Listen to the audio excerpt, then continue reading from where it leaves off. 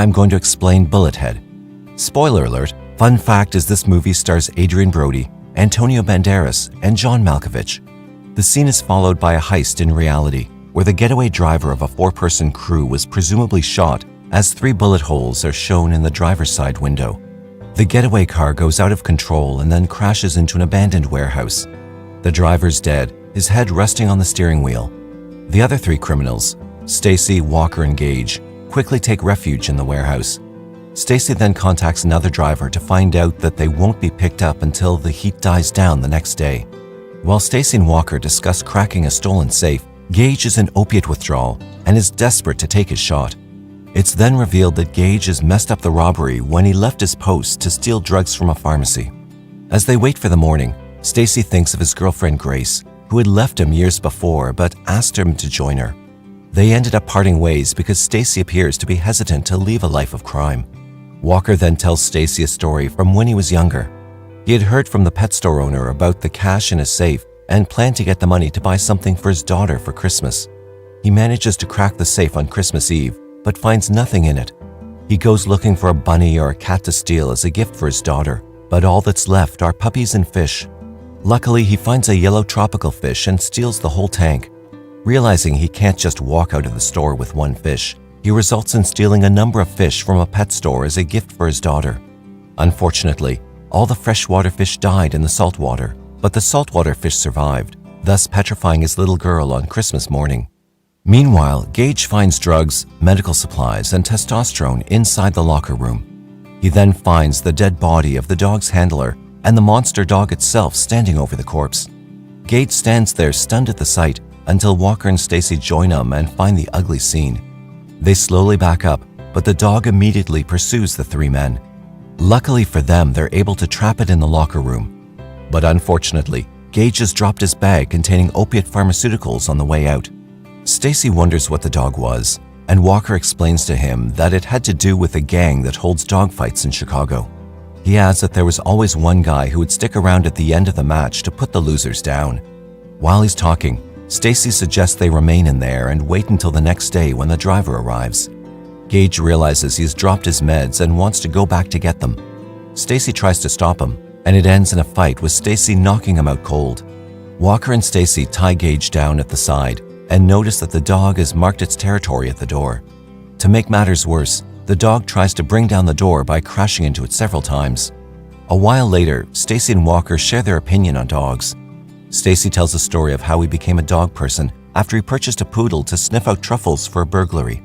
He talks about a crazy kid who used to work with them in the kitchen when he wasn't robbing armored cars. The guy needed truffles for a new recipe and proposed quite good pay for it. During the robbery, he'd been caught by a security guard, but to his surprise, the guard got scared on seeing the poodle. It turns out he was afraid of dogs and he ran away immediately. After the discussion, they realize Gage is gone. Meanwhile, Gage sneaks back into the locker room where he injects heroin. After he's calm, he opens his eyes and finds a bunny hopping around and immediately follows it until he arrives at an empty cage. On the other hand, Stacy and Walker call out to him to no avail.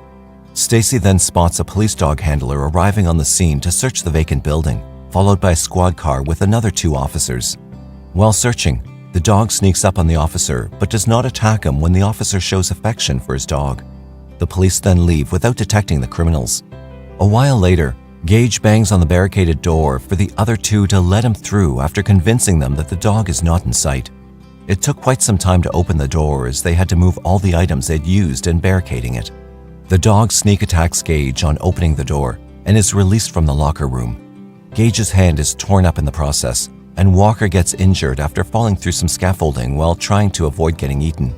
The dog almost attacks him, but Stacy distracts the dog to let Walker escape.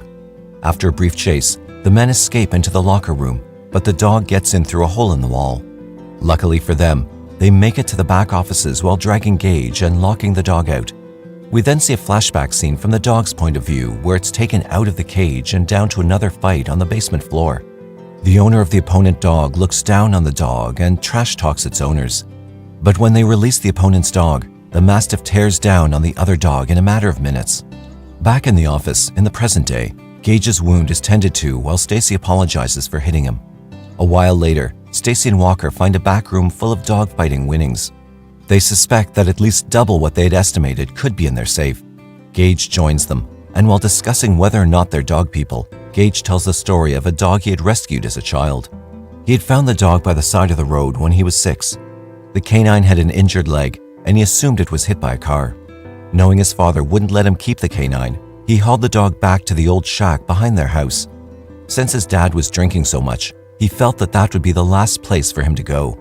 Little Gage started bringing his lunches home from school, resulting in shoplifting to feed the dog. When the holidays came, he resulted in stealing food from their house but was soon caught by his dad, who killed the dog in Gage's presence. Back in reality, he gets sad and excuses himself, then goes back to the office crying. On the other hand, Stacy and Walker find the safe hidden behind lewd pictures of women on the walls. They quickly bag the cash and return to Gage, but unfortunately, Gage has taken another shot and died of an overdose. Sad, Stacy then gets a flashback to the night when he parted ways with his girlfriend. He had told her that he would meet her after a couple more jobs, but she informed him that she wouldn't wait for him if he weren't coming. He then promises to see her by the sea. Stacy comes back to his senses and covers Gage's body with a hoodie before joining Walker. He returns to Walker to find him in severe pain from his earlier wound. Although he's badly hurt, Walker stops Stacy from calling an ambulance and urges him to leave him behind. Stacy gets frustrated and tells Walker that he's actually packed his bags, including a sunblock, after Grace left. The only thing holding him back was the thought of how long before he blew it up. He reveals to Walker that it would probably have been a waste of his time because Grace was gone for 5 years already. Walker offers him some advice, and Stacy adds that Grace had mentioned that she would get a puppy when it came time to settle down.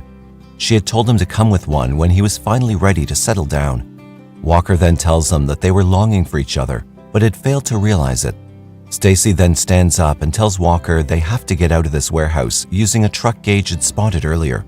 Another flashback about the Mastiff is seen, where the handler takes him back to wash him, but instead of washing the dog, he attaches cables to the canine and switches on the current.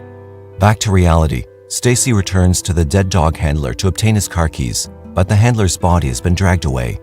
Following the traces, Stacy also finds a pile of dead dogs. He's repulsed but is quickly confronted by the Mastiff, which chases him through several rooms. He gets to a school bus garage and hops into one of the buses. Thinking he's lost the dog, the Mastiff approaches him from the back of the bus, causing Stacy to take to his heels again. He eventually makes it to the other side, but with the dog on his trail, he ends up hiding inside a grand piano away from the dog.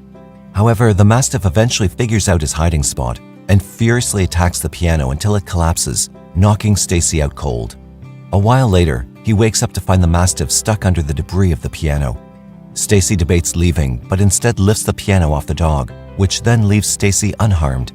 Stacy then returns to the office to fetch Walker and takes him to the handler's van. As they're about to leave, Blue, the Mastiff's owner, pulls up in his car. Seeing them with a bag of his cash, he draws his gun on them, and while shooting, Walker takes the hit for Stacy and dies on the spot. Blue then pursues Stacy through the warehouse with an automatic rifle. He runs into a boat shed and hides under one of the boats. Blue then comes into the room and starts talking while shooting the boats at intervals to check for Stacy. Stacy then finds the bunny at the foot of the boat he's under and realizes there's a hole big enough for him to escape through. Blue finally reaches the last boat, and after shooting, he finds out that Stacy has escaped through the hole in the boat and a uniform hole in the wall. He quickly goes after Stacy. Blue manages to land a shot on Stacy at the stairs, who still keeps running, but Blue chases after him. Stacy finally runs into a wide room, hoping to escape, but almost falls from a ledge ahead. He turns around to find Blue, who knew his way around the warehouse. Blue switches out the rifle for a shotgun and points it at Stacy, who has no choice but to drop himself from the ledge. He manages to escape through the water but sustains some gunshot injuries and is forced to ditch the bag of money. Stacy comes out from the water and into the dogfighting ring, but unfortunately, he's shot again, this time severely. As Stacy lies wounded and helpless, Blue tells him a story of how he acquired his first Mastiff. His neighbor owned this Mastiff and was tearing through Blue's mother's garden. The neighbor did nothing to stop it, so Blue killed the neighbor and took the dog. He chastises Stacy, saying a dog doesn't understand ownership, but a thief, like Stacy, does. Just then, the Mastiff arrives in the ring, surprising Blue. Blue aims his gun at the dog, but he lets his guard down in a moment of egotism, and the Mastiff attacks. Blue and the Mastiff wound each other fatally, while Stacy could do nothing to help the situation. Stacy then crawls up to the dying dog, patting him on the head and calling him a good boy while crying. In the final scene, we see Grace watching children play near the sea, seemingly waiting for Stacy, who had promised to meet her by the sea. Stacy arrives with a young puppy in tow, but it's unclear whether this is a real event or simply imagined by the dying Stacy or the delusional Grace.